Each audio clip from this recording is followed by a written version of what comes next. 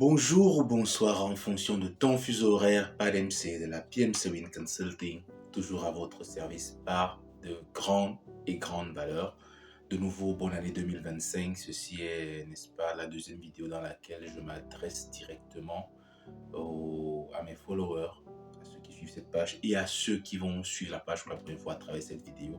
Seigneur vous bénisse grandement et puis je vous souhaite un excellent succès dans vos entreprises familiales, amicales, professionnelles, amoureuses, sociales, spirituelles, émotionnelles en 2025.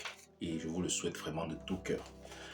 Écoutez, dans cette vidéo, j'aimerais parler de quelque chose que j'ai beaucoup entendu, dont j'ai beaucoup entendu parler en 2024, dans les panels TikTok où il y a une grande effervescence de nos descendants afro, voilà, que ce soit en Afrique, que ce soit de la diaspora.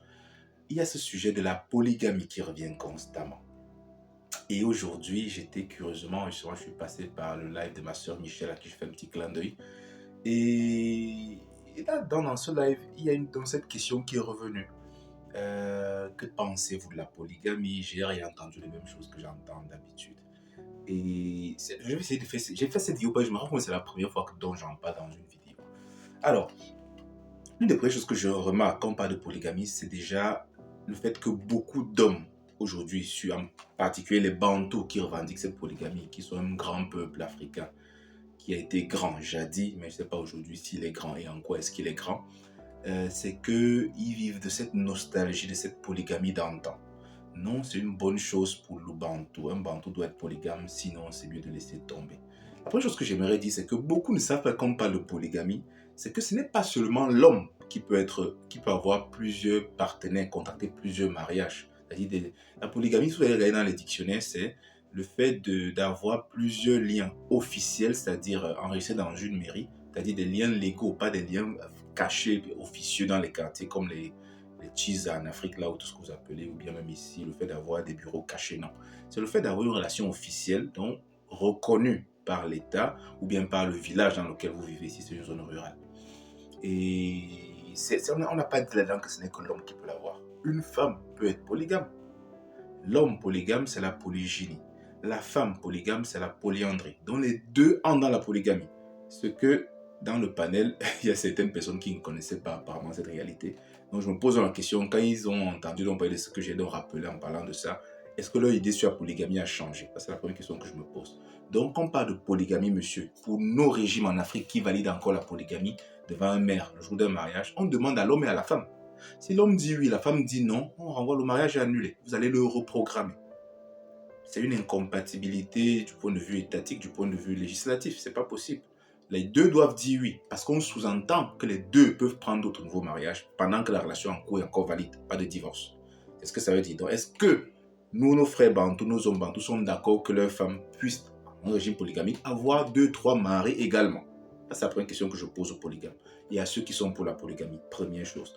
Voilà pourquoi la deuxième chose que j'ai également rappelé dans ce panel, j'ai demandé, j'ai beaucoup mis l'accent sur, si on revient à la polygamie, la nôtre classique que nous connaissons dans nos régions africaines, et ceux de l'Afrique là veulent ramener ça même en Europe. Moi, la question que je me suis posée, c'est est-ce que les hommes d'aujourd'hui sont déjà capables d'assumer une relation simplement même avec eux-mêmes, au point où ils puissent supporter une forte pression avec une relation avec une autre personne, c'est-à-dire une relation monogame avec une seule femme. Parce que quand on dit poly, ça veut dire plusieurs, d'où la notion de mathématiques entre. Je vois pourquoi j'ai beaucoup parlé sur ce panel en termes de mathématiques. Et apparemment, les interlocuteurs qui étaient là-bas avaient des difficultés à me suivre. Je vais vous démontrer ici. Je n'aime pas dire, je ne vous démontre pas, je vous explique juste ce que c'est, comment est-ce que la mathématique régit le monde en fait. Nous, on a fait les mathématiques tous, même ceux qui faisaient des séries littéraires, on fait un peu de maths. Quand on veut faire un bon gâteau en cuisine, c'est les mathématiques. On mesure des portions. Le temps de cuisson, c'est mathématique. On réfléchit beaucoup en termes mathématiques. Le nombre de portions pour servir les gens, c'est mathématique. Du coup, en fonction du nombre de portions, du temps de cuisson, tout ce que vous voulez, même les quantités à cuire, c'est mathématique. Donc, ce qui fait que la mathématique régit beaucoup notre monde. Quand on parle de mathématiques, je parle de la science en général. La science mathématique qui est dans toutes les sciences du monde, et dans l'anthropologie, dans la sociologie, même dans le mariage, dans tout ce que vous voulez, dans l'éducation, la mathématique y est de beaucoup. Et même les gens qui parlent sur un panel, ils sont là parce qu'ils sont sur un régime comme celui-ci de TikTok, dans lequel c'est des codes binaires et tout ce que vous voulez qui permettent de programmer. Et si c'est Python ou bien je ne sais pas quel programme, si c'est Java utilisé, je ne sais pas, je ne suis pas un programmateur, mais c'est de la mathématique avancée. Et même la personne qui parle, sa voix se mesure en décibels, donc c'est la mathématique.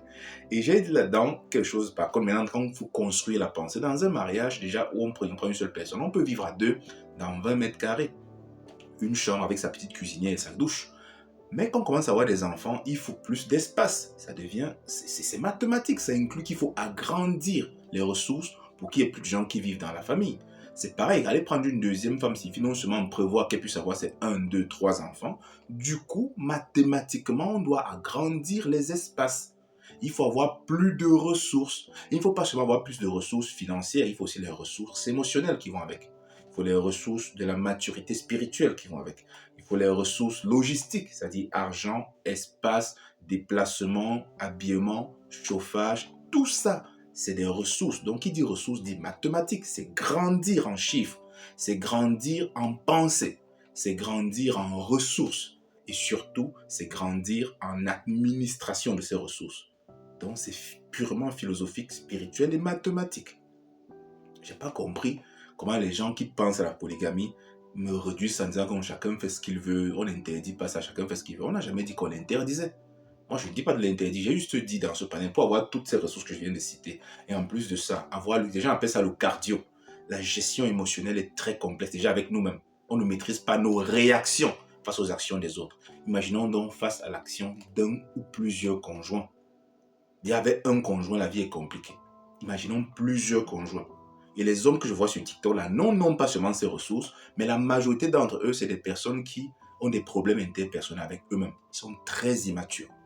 La preuve, j'ai commencé à parler pendant 2 minutes. Je n'ai même pas fait 2 minutes. La personne qui voulait interagir sur ce sujet avec moi a commencé à me couper. Et je ne suis pas une femme. Je ne suis pas sa femme. Je ne suis pas marié à lui. Imaginez donc lui, cette personne, ou ces gens qui pensent comme ça, dans un foyer avec plusieurs femmes, en connaissant que les femmes ont un grand pouvoir avec la bouche. Est-ce qu'il va s'en sortir? Et il parle de polygamie. Les hommes qui peuvent se le permettre, selon moi, sont moins de 1% de la population. C'est des gens qui ont non seulement les ressources émotionnelles, les ressources affectives, les ressources dans la gestion du temps. Tout ça, c'est des ressources. Les ressources émotionnelles, les ressources spirituelles, les ressources en termes de sens de discernement, les ressources en sagesse, les ressources en retenue et en apprendre à se contenir. Et justement, dans ce panel, il y avait un polygame qui a témoigné. Il a dit, bah, effectivement, lui vit en Europe, mais il a d'autres femmes en Afrique. Et la femme d'Europe, c'est elle qui l'a aidé à choisir celle d'Afrique. Vous comprenez que quand on va choisir une deuxième, troisième femme, même vos femmes précédentes contribuent au choix et à la stabilisation de la nouvelle femme. C'est une ressource, tout ça. Il faut négocier avec tout ça. Et moi, j'aime souvent prendre l'allégorie du triangle, c'est-à-dire la relation familiale est comme ceci. Attendez, je vais réduire cette lumière-ci. Comme un triangle, on a le père ici, on a la mère ici, on a les enfants ici. D'accord? Ce triangle-ci. Mais dès que j'entre dans une relation polygamique, ça me fait un deuxième triangle. Voilà. Ça me fait ici, de ce côté, une autre mère, et là, ça part d'enfants. Vous voyez? On a le triangle A, on a le triangle B. Mariage A, mariage B. Vous voyez qu'ici, voici une mère, voici le père au milieu, voilà une autre mère. Maintenant, le père n'est plus désormais seul dans ce triangle. Il est dans ce segment-ci où il était seul avec cette femme. Maintenant, c'est un long segment où ils sont 3. Et généralement, je dis dans un triangle classique, imaginons que ce soit un triangle divisé comme ça. Dans un triangle, généralement, les enfants n'entrent pas au milieu. Si les enfants entrent dans ce segment, ça devient une simple droite, un simple segment. Les enfants ne devraient pas entrer. Le père ne devrait pas entrer entre la mère et les enfants. Et la mère ne devrait pas entrer entre le père et les enfants. Or ici, quand on est c'est déjà compliqué de maintenir ça comme ça. Avec un seul triangle. Pour vous dire un peu comment est-ce que l'esprit mathématique raisonne.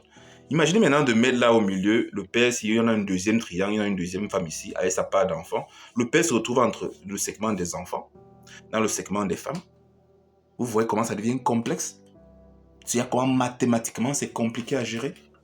Du coup, les gens qui n'ont pas un esprit critique, un esprit d'évaluation et d'humilité auront des difficultés face à ça. Posez-vous donc la question sur cette polygamie que vous recherchez. Quand je ferai peut-être une autre vidéo un autre jour. Pensons-y. Pas d'MC. Ciao.